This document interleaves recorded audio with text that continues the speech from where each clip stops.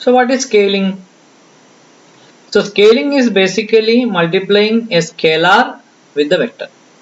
So see here, I have a vector. Agree? I have a vector.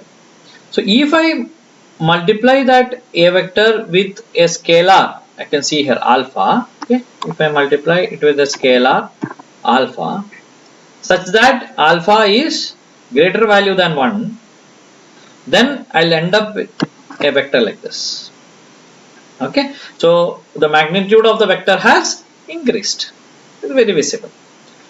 At the same time, if I multiply this a vector with a value, that is with a scalar value alpha, which is less than 1, then the magnitude of my vector will change like this, right? It becomes a smaller vector.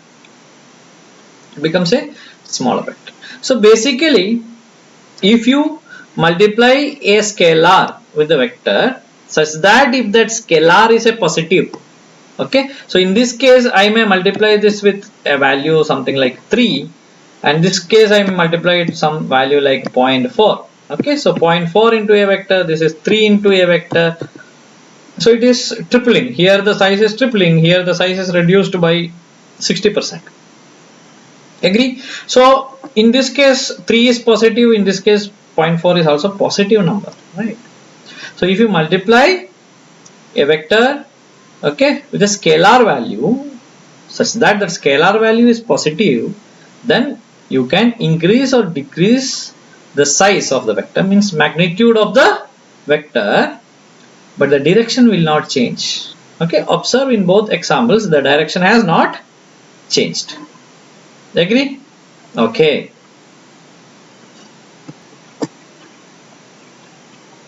Now if you multiply, okay, with alpha, where alpha is -1, alpha is -1.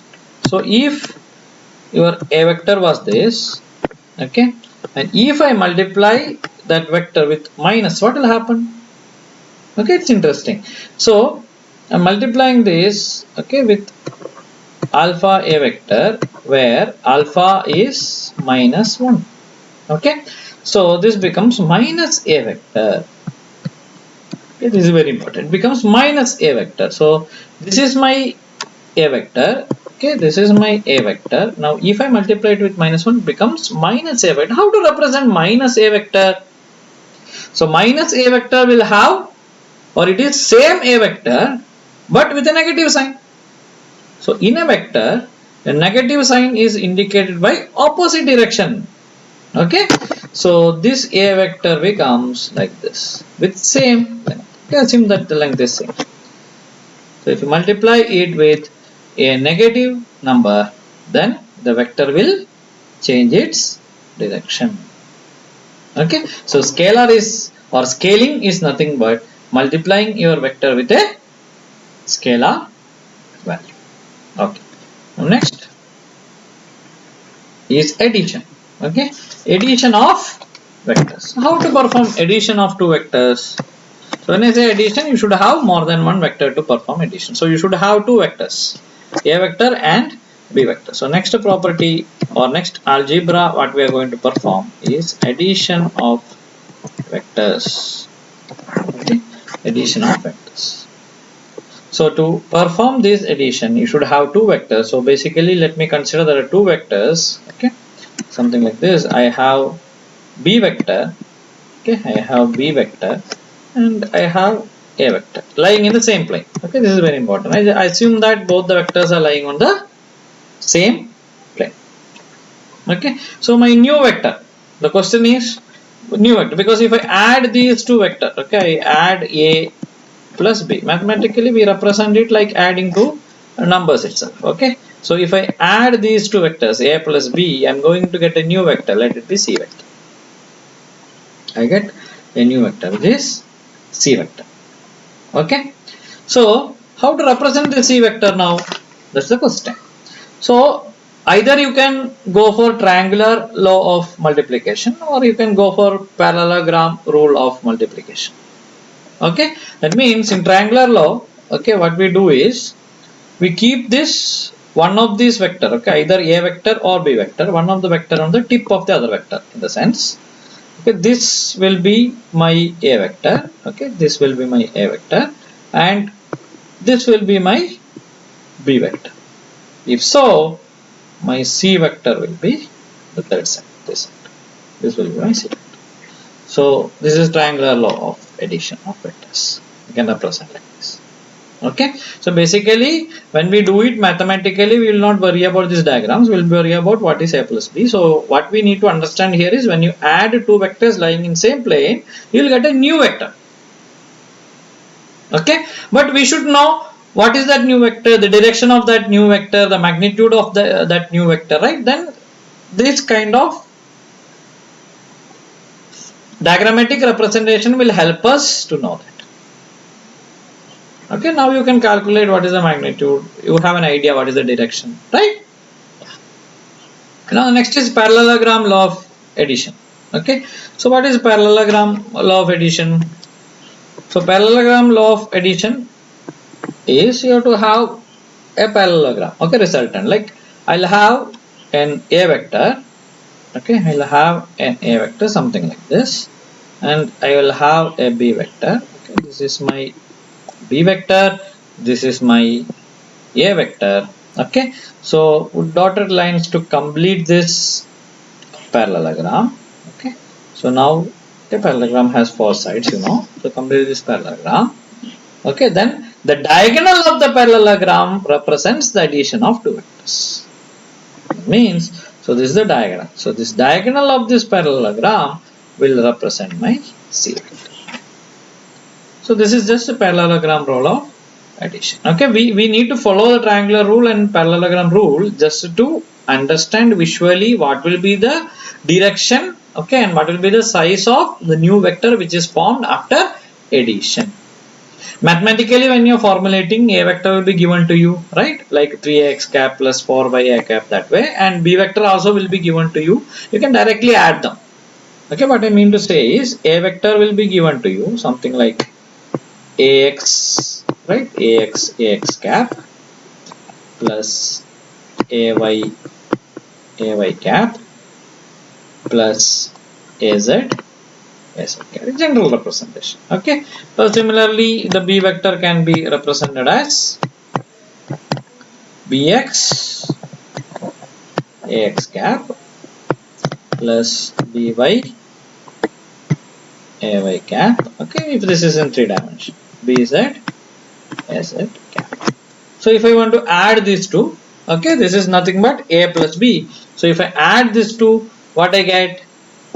If I add a and b, okay, if I add a and b, I get it as, how I add? I add the coefficients of same direction vector together. So it becomes ax plus bx ax cap, right? This is how we mathematically compute it. Okay, ay plus by ay cap, right, plus az plus bz az cap. Okay, so now this ax plus bx, ay plus by, az plus bz will form new coefficients that can be written as, if you want, it can be written as cx, this can be written as cy, and this can be written as cz. So this will give me c. Okay, so that will give me c vector. So a plus, this is how we perform addition. Now how do we do subtraction? How do we do subtraction of two vectors? Okay, yeah, mathematically we represent subtraction of two vectors as, okay, you get again, okay, maybe c vector as nothing but a vector minus b vector. This is how we need or we love to represent, right, subtraction of two vectors. But just now while studying scaling, we have seen that what is negative, what do you mean by negative vector? So here this can be written as a plus of minus b vector, is it not? I can write it this way. What is this minus b vector? Remembering, it's the same vector in opposite direction.